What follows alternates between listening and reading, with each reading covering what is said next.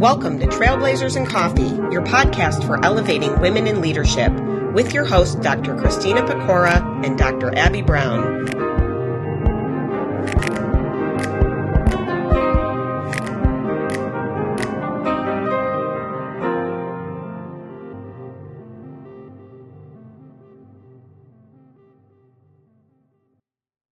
So welcome back to Trailblazers and Coffee, our podcast in which we interview amazing women in leadership. And I'm here with my co-host, Christina Pecora. Hello, everyone. We are so thrilled to have with us today Dr. Talee Vang. Talee, we're going to let you introduce yourself because we just find that it works that much better. But we're thrilled to have you. And I think that this conversation is going to open up some leader possibilities to people, in particular, folks who maybe haven't thought about different ways of leading before, or who have felt in the messy middle and who aren't sure how to make their way to the top. So please, by all means, Talee, introduce yourself. Sure. Thank you so much. And I'm so excited to be here with both of you, Christina and Abby. My name is Talee Vang. I am a psychologist from the Minneapolis, Minnesota area, and I have done work in terms of consulting nationwide and have also conducted some workshops in different countries as well. And I'm excited to be here to talk a little bit about my experiences, some of the things that I have also come to learn, and hopefully it can be helpful for others too. Fantastic. It's such a pleasure to have you. You and I met at a leadership conference in Washington, D.C. at a pretty crazy time for you.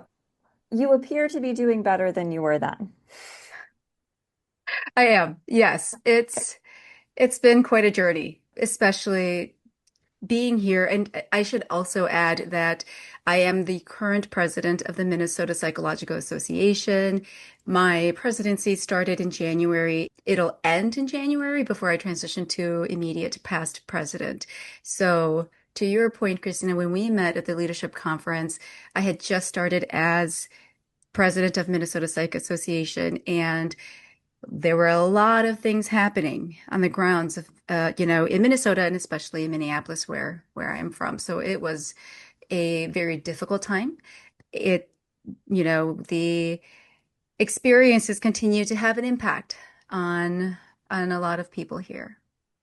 I imagine so. And I just wanted to note that before we get into like our traditional what's in your cup, you look like you're doing a lot better. It sounds like you are no longer in crisis, but I know that you've been through a lot. And so we really appreciate you being here to talk to us today. Thank you. I appreciate that. So much, so much. Abby, do you want to kick us off with our traditional questions?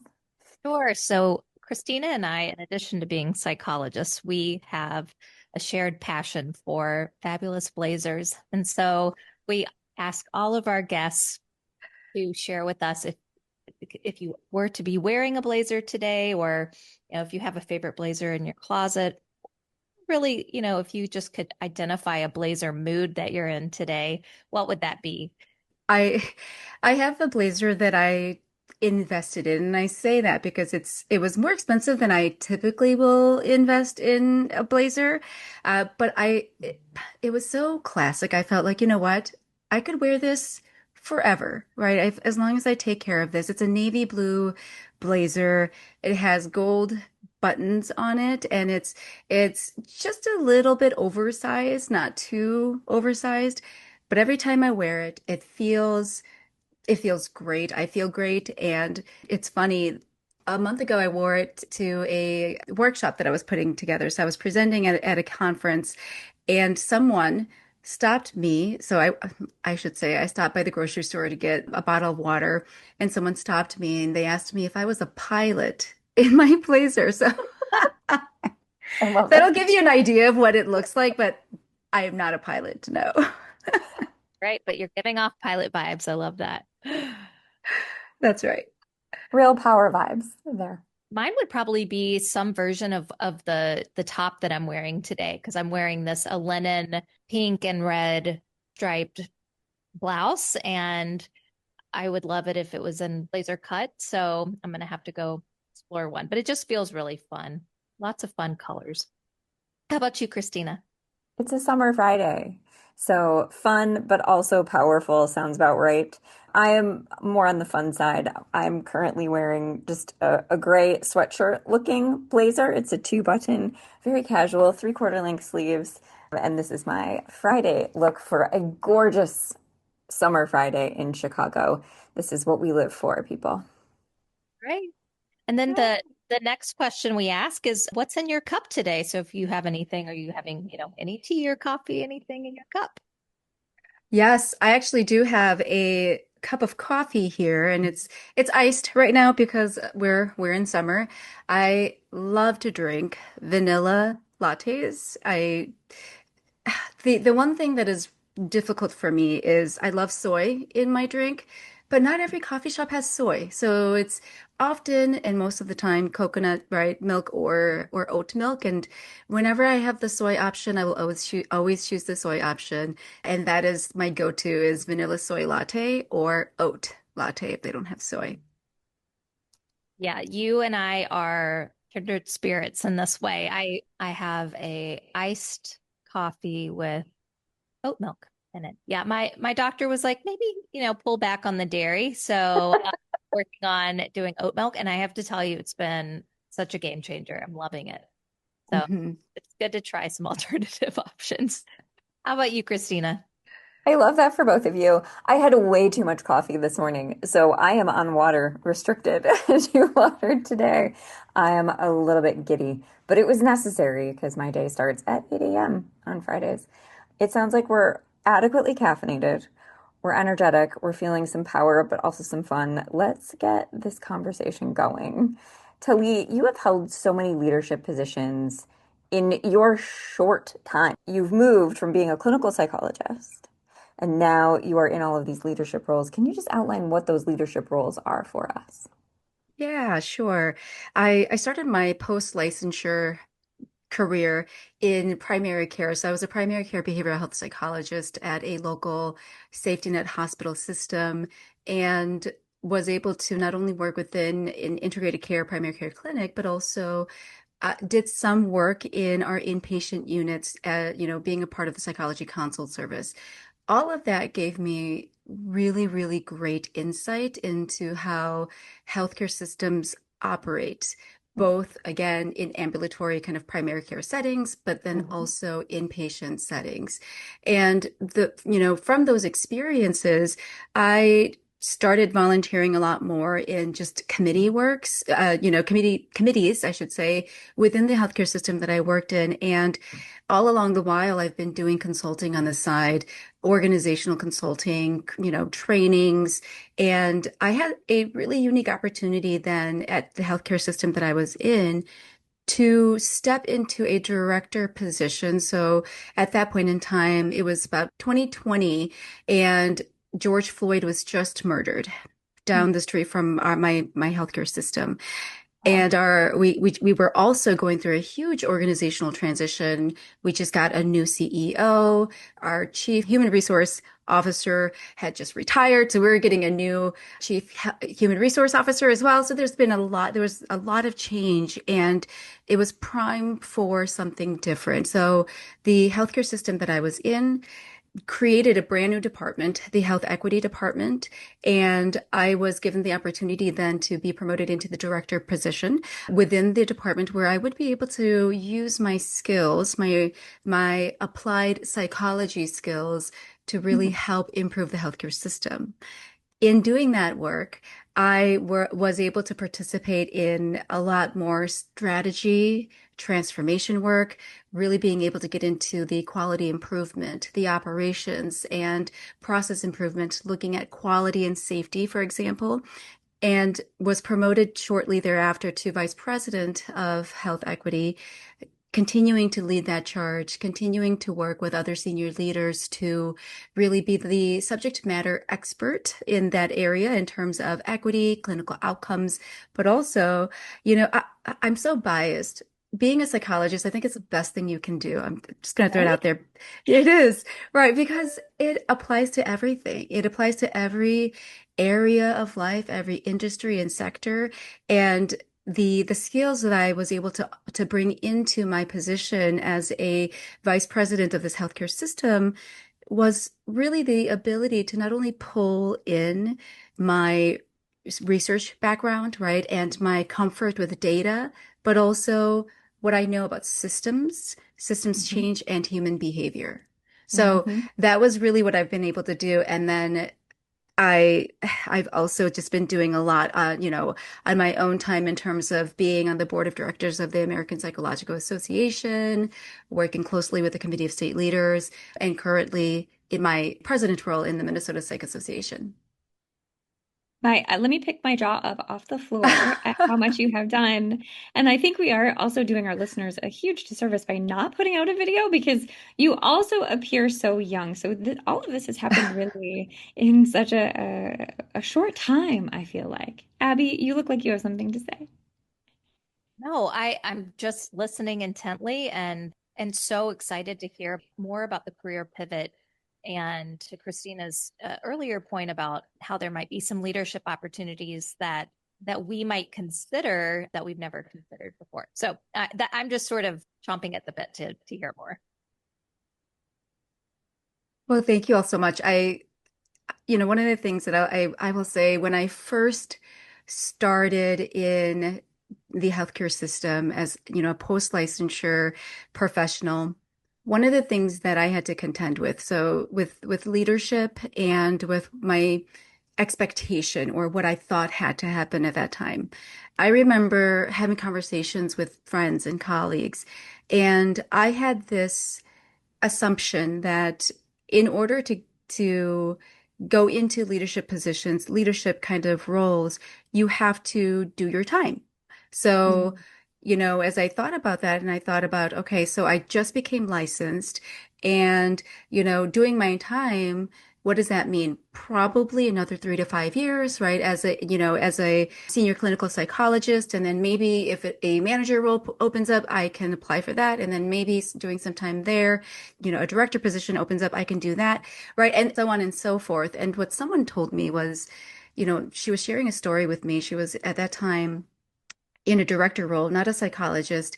And she was saying, she was talking to another leader, and the leader really believed in her own leadership. And, at this time, this person was still in her master's program.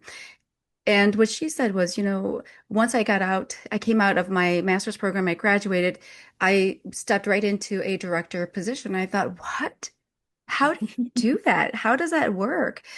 And really, it's the experiences more than anything, right? I think there's some kind of estimation within leadership. It's like 80% experience, 10% knowledge, 10% something else. I can't recall now, but it's the experience that allows you to really contend with the problems that come across any department that a leader has to work with and to navigate through. So when I learned about that, that's when I realized, okay, there doesn't have to be this, prescribed route into leadership.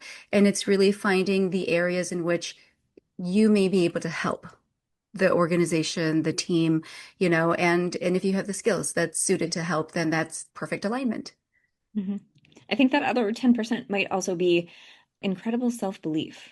When given the opportunity that you say yes to, then you can go into it and at least say, I can learn on the job. That's right. Mm-hmm. So we've talked a little bit before we started recording about, some of your experiences and, you've helped position healthcare systems to become AI ready. And maybe talk a little bit about that since everyone has AI on their minds right now and maybe questioning how to be ready. How do I make my system ready? What were your experiences there? Yes, AI readiness, digital transformation, these are things that every company is talking about, thinking about. Some companies are well ahead of others. And within healthcare systems, I find it is a significant challenge. Some of the challenges come from really old infrastructures, right? Systems that may not be built to move fast when it comes to technology. However, we know it's possible because when COVID hit and everywhere all healthcare systems had to go virtual and offer telehealth services, they were able to actually, convert over quite fast. So we know that there is capability. What I learned helping healthcare systems become more AI ready is really starting at the least sexiest level, and that is data. What I mean by that is the data needs to be uniform. And so starting from the very beginning of just taking a look at what are the categories right now that we're using? How do we pull the data and as we're looking at that, is it clean data? That's one thing. And then the other thing is how do we create a system to continuously update this data? So these were things that we really, really started off with. And once we got that underway, and that was a huge undertaking on its own, because not only was it figuring out what are the correct data categories, right? Demographic data, not only figuring that out, but also unique to your geographic area. And then how do we build a process to help our customer representative teams and our register teams? How do we help them understand? How do I ask, right? And so it's putting in different protocols. But then the other side of things was getting a feel for how employees felt about AI, for example, right? AI is already embedded in so many of our tools today. Not everybody realizes that, but when people think about AI, a lot of people think about like the generative AI and getting a sense of how employees feel about it. Oftentimes there's fear, right? Fear of how is this going to impact my job? Is this going to take over my job? Oftentimes there's fear in terms of patient privacy. Well, how's the data going to be used? And getting a sense of what that is like and where your company is, where your culture is, that's going to help you determine how successful any large scale change, especially embedding AI, even scribes, AI scribes, how successful it's going to be is because you'll be able to better understand where some of the pain points might be. So it's the technical piece, the data piece, which is going to help with some of the bias too. I haven't even talked about that, but then also the human side of things, which I think is oftentimes overlooked, but so important. Well, and I imagine that as a psychologist, you would be positioned well to think about that human side. Yes, that is precisely where, when I meet with different organizations and I talk about transformation, when I talk about large scale changes, it is the human side that will make the difference. It will either make or break that transformation because you can have the best strategy. You can have the best in terms of having that roadmap and that change management roadmap. But if you don't pay attention to the human side, even the best ideas will not make it. Or at least it's going to be a really super bumpy road with those humans who are involved in implementing these AI transitions, right? Right. Exactly. So, Talee, again, you have held so many positions, but you also founded your own firm while leading some of these major enterprise initiatives.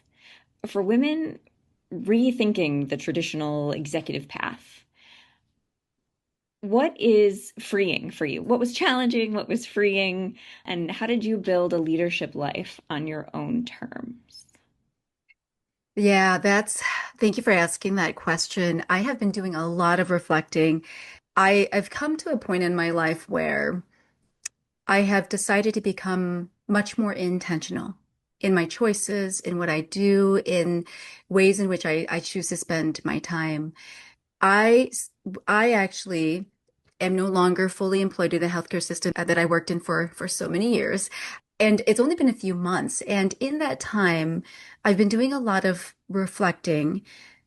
As mentioned, right, I worked a lot. I worked a lot. I was executive at this healthcare system, but I was also consulting on the side and I was volunteering on boards and participating on boards. And I have a family. I have 4 children. Oh my gosh. Yeah, right. My spouse at home supported me by actually stepping away from his career. He is a CPA, risk and compliance, right? And has been in his career for, a little bit longer than I have, but he took a step back to really help with our children at home. So when he decided to take a step back, that was maybe 1 year post-COVID. Our kids were all home, schooling from home, virtual schooling, right? And we're kind of figuring out this kind of new normal. And I would not be able to do it, first of all, without him taking a step back and really focusing on all of the things at home. And then when I left my full-time role, I was grateful that I had my consulting position on the side because I realized how liberating that felt to not be tied to only one organization. And when tied to just, to an organization that is not your own, no matter how much you put in, no matter how much you work, you were an employee. And we all know, like I knew that, when you live it, because I was working there for 10, almost 11 years altogether. I did my internship there, my postdoc fellowship, all the things. Wow. Right. So it's hard to not tie your identity to an institution, even though you might know better if you've been there for a very long time. And because I've been consulting on the side, when I separated from my former employer, I felt like that's okay. I have an identity outside of this. And I also have a revenue stream that is outside of my full-time role at that time. And that was freeing. That was so freeing because then I actually did not have to rely on, okay, oh my gosh, I have to hurry up and find another role. I have to hurry up and find another position. So that was one thing that was incredibly freeing. Now, my risk tolerance, however, is not that high. So can I go into full-time entrepreneurship consulting? I don't know. I'm still kind of figuring that out, but the reason being, I have become the sole income earner for my family. Oh, wow. Right? And to be so like we're talking, medical insurance, all of the things, and then also sole income earner.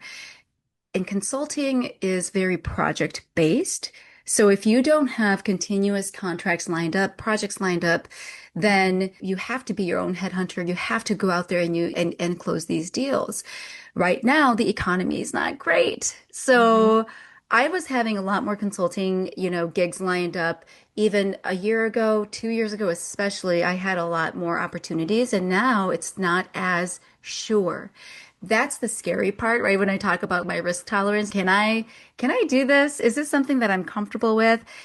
And when I was grappling with that, that's when I actually came upon the fractional work.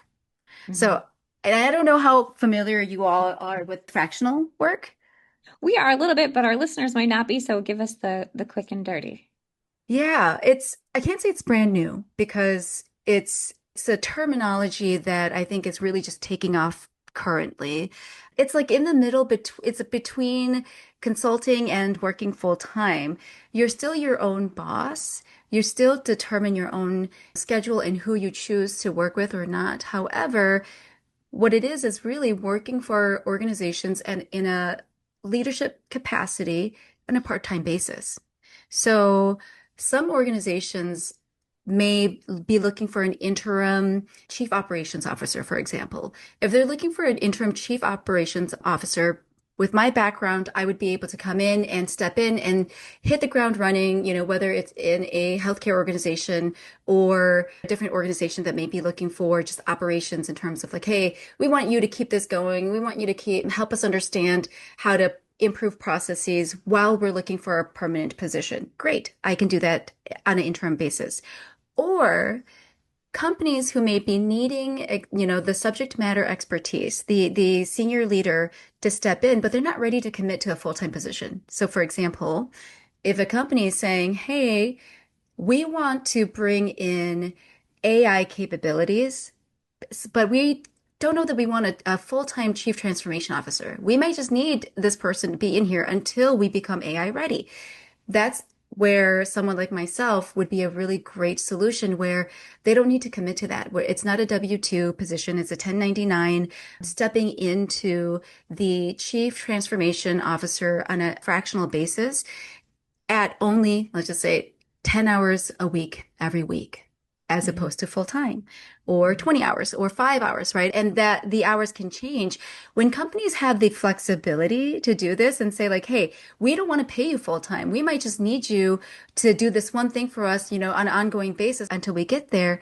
It's much more cost effective. And what companies are learning more now is back in the day, fractional executives were more utilized on an interim basis.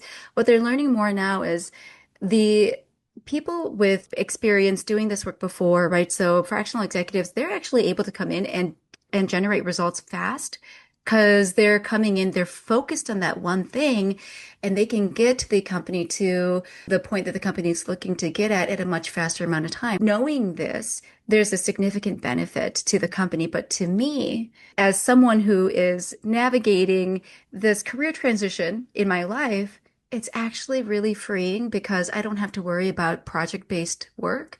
Instead, I can step in and really do the best work that I do without necessarily feeling like I'm committing full time to any one place or organization. I'm at a loss for words. I'm so inspired. I think I've been making lots of mental notes on different things I've wanted to say during all of this. But it does sound like you are at a point in your career where you're thinking, how do I tailor a career for myself? And I don't know that many of us have thought that that's an option.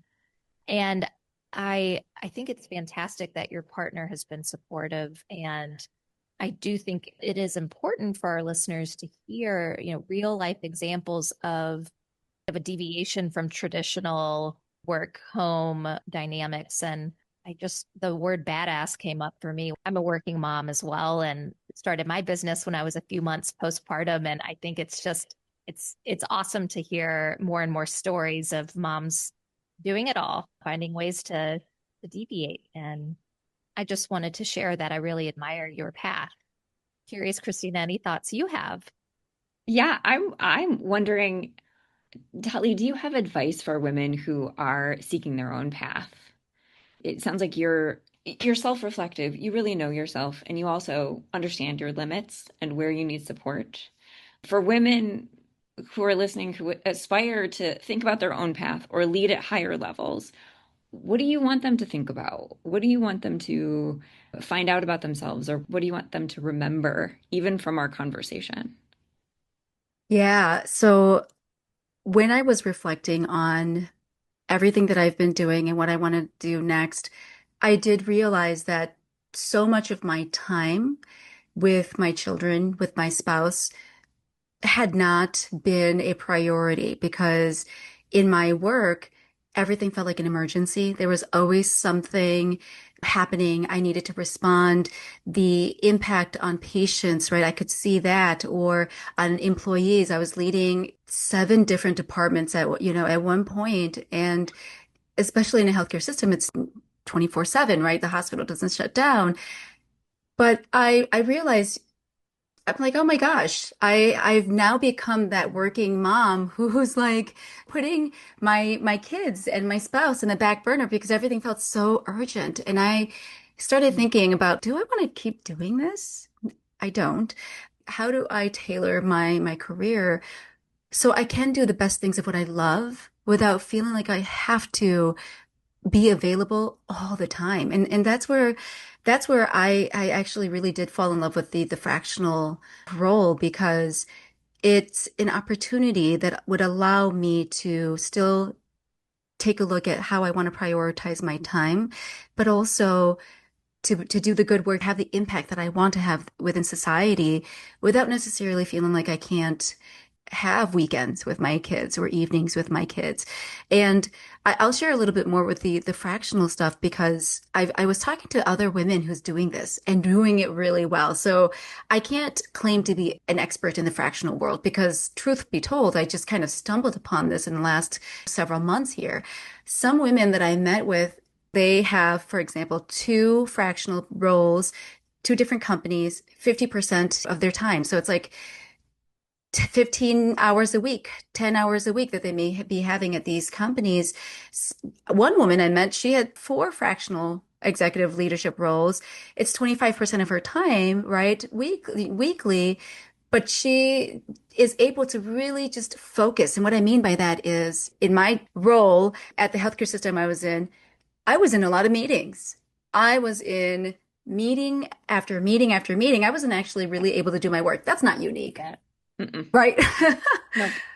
That's not unique. And I wasn't actually able to do my work until after hours. In the fractional capacity, because the company's paying you for your time, they don't want you in those meetings. They only want you in the most important meetings, and they want your time to be working on the work that you're supposed to be working. So you get to do that. And because of that, I can be much pickier with my time. And I will say for anybody listening, if you're thinking about how do I take control of my time? How do I take control and take on more leadership work?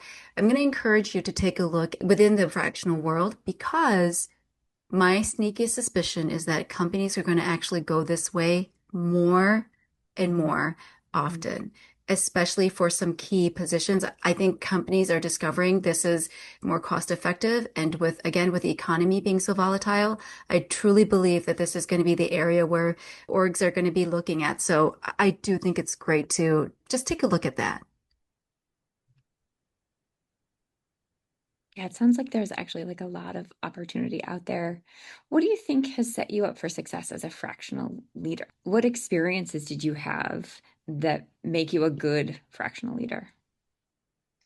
I truly believe that being a part of a brand new department, it's similar to a startup because I did everything and I filled every gap, right? And it was the experience of growing a team. So we were a team of 6 people total, to expanding it to about 28 brand new FTEs, and then redesigning the hospital system, the org system, and working closely with the CEO at the time to then actually expanding and absorbing different legacy departments. So we're growing it to about 150 employees, 7 different departments, and really leading at that level. So my experience growing allowed me to better understand not only the theory, because I think, with my background in psychology, I understand the theory, right? The theories, and Of it's course. different when you're applying it.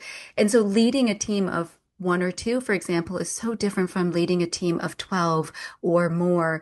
And the leadership kind of changes, or even the structural changes and how things operate is so, so different. And then when you talk about scaling it to different sites or different states. So my experience in just even leading how teams grow is uniquely positioned for companies. So like, for example, late stage startups that are about to hit that growth, kind of marker, or, late stage startups that have, uh, PE backed kind of money that needs to like churn out fast results. I'm able to do that because of my experience, first of all, but also because I do know those theories, because I do understand how systems operate and what lends itself to being successful. Now, the uniqueness of the human side of change, this is where, somebody told me before, Talee, your superpower is you can bring people with opposing perspectives together and to actually get them on the same page, right? Working towards the same kind of goal. That is where I think the magic happens in enterprise kind of change or transformation, because everybody has their own perspective on like what should be a priority, what should be funded first. Because of my skills, with my clinical skills, really, with it, in clinical psych, that's really where I'm able to bring people along and help with some of the change management piece of the individual. So I don't know if that answers your question, but I think it's the synergy, right, of the coming together of those different components. Definitely. For sure. To add a second part to Christina's question, you've talked a bit about some of the specifics around agencies or organizations that you might be able to support. Anyone listening whose organization has hit an inflection point, whether it's growth, need for modernization, or digital transformation. Where can people find you, and who would be the right fit for you? So what kind of agency, organization? Is it healthcare, mental health care, beyond? Tell us who would be a good fit for you. Yeah, I would say any organization, and it doesn't have to be within the healthcare organization, any organization, company that is going through a really hard time, if they're feeling stuck, whether it is stuck because they have maybe a great team, a great operation, but they're about to grow and they want to make sure that they are building with the correct infrastructure to grow. Or if a company is stuck, whether it's the culture is needing a revamping, that's another area. And so we talked a little bit about digital transformation or AI readiness. Now, I talk about that because so many places are thinking about this, but they don't know where to start.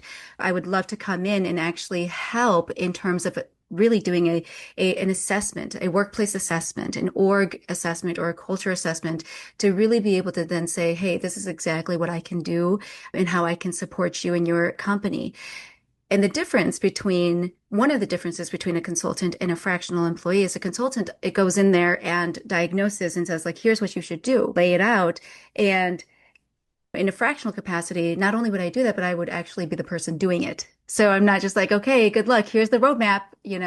I'm actually the person that's then carrying it out and continuously checking in with a CEO or, sometimes it's the chief human resource officer if it's a culture change, right? And I'm now working with them, closely with them on delivering on what this may look like. So that's something that I can do. And those are the organizations I say to late stage startups, right? So again, because oftentimes they're going through a lot of changes. Those are also companies that I would love to jump in and help. The tech startups, I would love to do that. There are some mental health software tech startups right now that are really launching. I'm very excited about some of those too. So I would say like those are the businesses or the areas where I think I can be the most helpful. Can I ask just a quick follow-up? How do companies or organizations know that they're ready for you? That's a really, really great question, Christina. Oftentimes they don't. Oftentimes they just feel the pain. They're like, ah, like right, like here, like we have a problem, but not necessarily knowing like where do I go to, or that there are even people like myself that's there and ready to jump in and can help them. So when I'm having conversations with people, what I would tend to ask more is, what are the problems that you're dealing with now, currently? For anybody listening, what I would ask is, if you are in a company or an organization that you're like, yeah, I am going through these stuck problems, or I do have these kind of issues that I would love to have somebody come in and help me with. That's where I would say, like, how would you know? Well, asking yourself, are you kind of struggling with some of these things?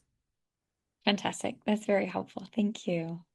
Talee, we usually ask this is going to bring you back to your days of being a practicing, clinical psychologist in the therapy room. But is there anything that we didn't ask you today that would be important for our listeners to know about you? It could be a tidbit of a bit of wisdom, anything that you've learned along the way in your life, personally or professionally, that you would like to share with us. So anything at all. Yeah.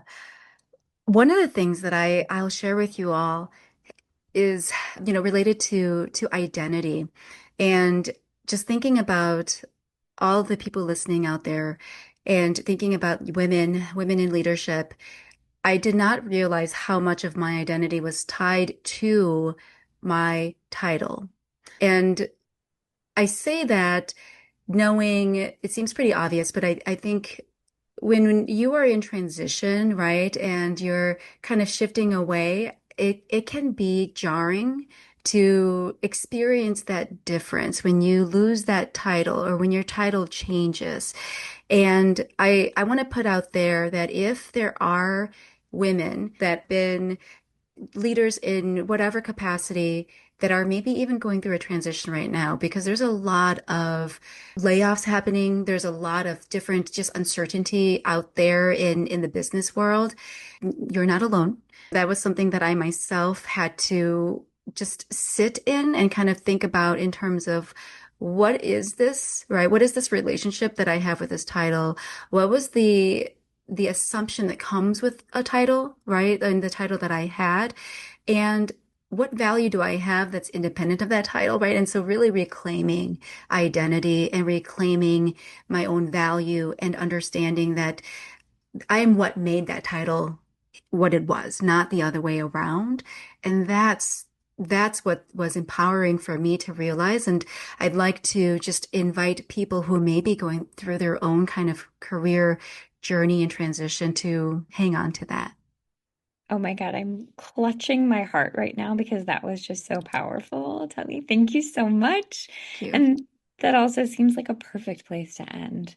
Thank you. I'm sure that our listeners are going to learn so much from hearing your stories and about your experiences. Thank you. Yeah, this was Thank wonderful, you Talee. Thank you all. so much. Oh, I feel so grateful. Thank you. Oh my goodness, Christina, you always pick the best guests. I mean, that's what I Yeah, she was incredible. And, you know, I think one of the things that she was talking about, and one of the things that I think you and I keep having happen to us as well, is that for some reason we find ourselves in these situations where we can say yes, and we find ourselves in these situations with other people who are just amazing. And there's a little bit of that 10% of belief where we ask the question, come be on our podcast, tell us your story, or, come do this project with me, or come to my event, or come have dinner with me. We say yes to a lot of opportunities that are placed in front of us. And I think the one thing that people can work on is recognizing those opportunities. This was a fantastic episode. Yay, another one on the books. And you texted me earlier. This is our 15th episode. I'm felling right now. I'm so proud of us. I'm sure we'll do a big thing about it. But Christina, I'm very proud of us for getting to this place. And it was just an idea. And there you go. There is an example of a time where we said, hey, you want to do this thing? And we just said, hell yeah, let's make it happen. Yeah. Yeah. Yay, us. Let's go. Let's go. Knowing us, we have to go. So I'll talk to you, Abby, soon. And listeners, we'll see you next month. Hello, this is your co-host Abby Brown, and today on Coffee Break for the Brain, I will be telling you about an article that I read in The Atlantic entitled "The People Who Will Thrive in the AI Age. What will differentiate people is not how smart they are, but their relationship to mental effort." And this is by David Brooks. I encourage you, if you subscribe to The Atlantic, to check out the full article. But I found what was so interesting about this article is it's talking about the misperception that we will be more efficient with AI. And yes, it certainly helps us get through things in a quick way, get answers very quickly, helps us to not have to do extensive research, depending on the topic. And what they did is they analyzed the digital activity of more than 10,000 workers. And what they found is, and I'm quoting the article, that when people adopted AI, their work life became more intense, not less. The time that these early adopters spent on email, messaging, and chat apps more than doubled. Ultimately, you have this new technology, and what can happen is that in moments of having a question, we feel compelled to go and find the answer. And it can kind of get us in this vortex, this wormhole of wanting to learn more and more and more. And what that can do is take us away from whatever our task at hand is. And what we think is that this labor saving technology, as they call it, comes in, and we think that it's going to make life easier. But what's happening is people are using the technology in a way that makes their life more full and what they call frenetic. So the article encourages us to be very mindful and intentional when we use AI.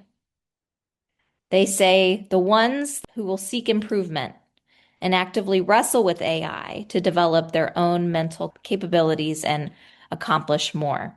So we need to be very thoughtful and at times let our own brains work things out. We encourage you to be very mindful in your engagement with AI in order to make sure that your mental well-being is at center and focus.